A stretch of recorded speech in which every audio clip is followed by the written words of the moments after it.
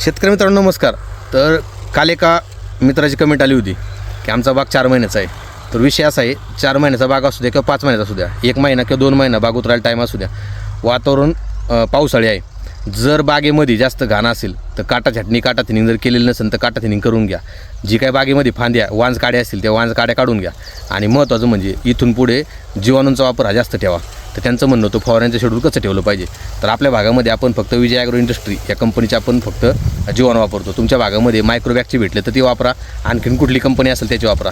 शिफारस आपण एकाची कुणाची करीत नाही, परंतु ट्रायकोसुडा आणि बॅसिलस याचा जास्तीत जास्त वापर आता पावसाळ्यामध्ये तुम्ही करा. तर त्यानंतर दुसरा प्रश्न होता की बागेमध्ये खालून खताचे डोस काय गेले पाहिजे. तर सर्वसाधारण बागेची साईज आणि वजन आणि कलर यांचं काम चालू असतं. लस्टरला अजून टाईम आहे त्या बागेला, ज्या 4 महिन्याच्या पुढे बाग गेल्या त्यांना. तर साधारणतः बागेमध्ये 60, 20, 52, 34 याचा वॉटर सोल्युबलचा हात राहू द्या. त्याचबरोबर केक स्लरी सांगितलेली आपण, ती केक स्लरी देखील जास्तीत जास्त आपण वापर करा. त्यानंतर बागेमध्ये 0050 याचाही शेवटच्या टप्प्यामध्ये 1 महिना बाकी असल्यानंतर वापर करा. परंतु महत्त्वाचं म्हणजे जीवाणू जेवढे जास्त जातील तेवढे चांगलं. आणि तिसरा आणि शेवटचा प्रश्न होता की जर बागेमध्ये तेल्याचा अटॅक असेल तर काय केलं पाहिजे.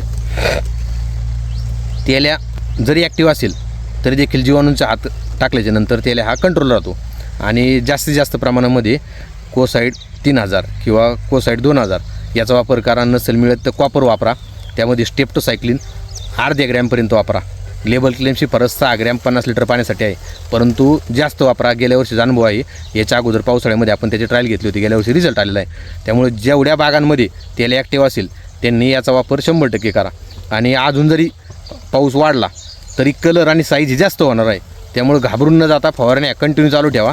आणि ज्यांच्या बागा 4 महिन्याच्या 5 महिन्याच्या आहेत त्यांनी 100% आपण सांगितलं शेड्यूल फॉलो करा. यामध्ये काही जर फरक असेल, तुम्ही जरी काही वेगळं वापरत असाल किंवा तुमच्या बागेमध्ये वेगळा ट्रायल घेतला आणि त्याचा रिझल्ट आला असेल तर कमेंट बॉक्समध्ये नक्की कळवा. धन्यवाद.